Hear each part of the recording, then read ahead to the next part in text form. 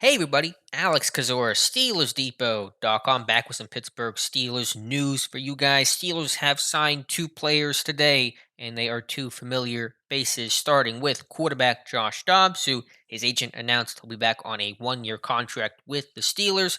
Was a free agent, obviously didn't find a whole lot out there on the market, no surprise there. Now he's coming back to Pittsburgh on a 1-year deal. Like this move for a couple different reasons. Just gives yourself some more depth here, and really, primarily, I think the signing of Josh Dobbs is there to make sure you're pushing Dwayne Haskins. Haskins, a guy that reportedly has had some work ethic issues, some practice habit issues, things like that, and you don't want that guy to feel like he just can waltz into the number three job on the roster on the Steelers right now. So I think having a really smart, hardworking guy like Josh Dobbs to push Dwayne Haskins is going to be really important, and just kind of bring out the best in both guys. Make sure Haskins doesn't feel like he is just can walk into the job. He's really going to make whoever wins this spot feel like they've earned that job. So I think that's the biggest benefit of being able to re-sign a guy like Josh Dobbs.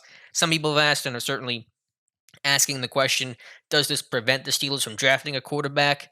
I know on the surface it certainly seems that way because now you have four quarterbacks on the roster, and really you carry four quarterbacks in the camp. You got Ben, Rudolph, Dwayne Haskins, and Josh Dobbs.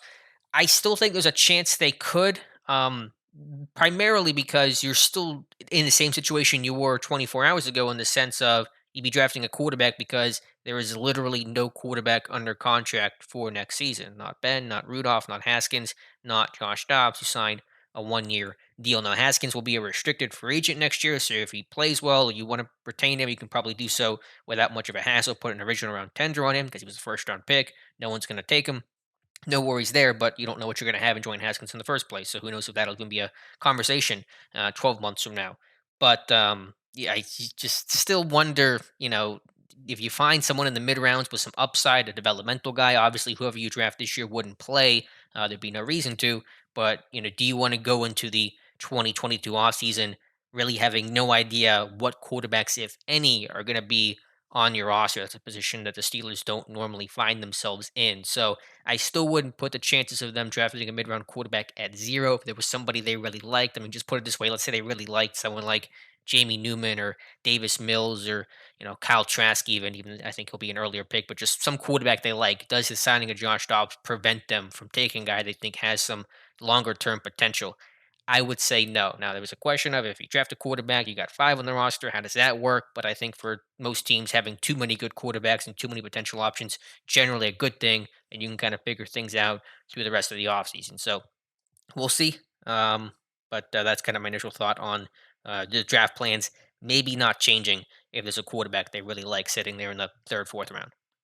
Other move announced today. This is reported by ESPN's Jeremy Fowler. Vince Williams is returning to the Pittsburgh Steelers. Of course, Williams was cut earlier this offseason as a cap casualty, with the cap constriction being reduced to $182.5 million this season. He just was an unfortunate cut. Really didn't have much of a choice. You had to free up extra cap space, so cutting him was sensible at the time, but I'm happy Williams is coming back. We do not know terms of the contract, but you can assume it's obviously for cheaper than what he was playing before, probably for right around or right at the minimum of over $1 million for Vince Williams. His report was, as you saw in the photo a moment ago, that he had other offers but wanted to return to Pittsburgh. So I'm happy to see that, and I'm just really happy that you have two guys that I thought were going to be out the door with Tyson Alualu and Vince Williams now coming back to Pittsburgh. That's going to really help your run defense, because again, the mantra is, despite this being a pass happy league, if you want to if you want to win the North, I should say, and beat Baltimore and beat Cleveland, you better stop the run, because those are two of the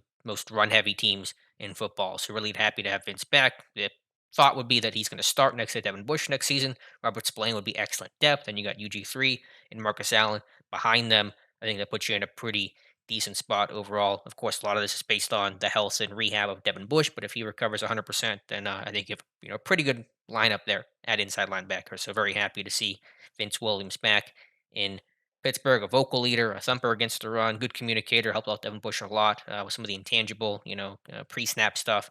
And so I think having that guy in your circles a really key thing to have in that locker room. So Josh Dobbs, Vince Williams coming back to Pittsburgh on presumably 1-year deals. We know it's a 1-year deal for Dobbs. We don't know the exact terms on Vince Williams quite yet, but I'm happy to see both guys back in black and gold. So let me know your thoughts in the comments below. Thank you guys so much for listening as always, and we'll talk to you soon.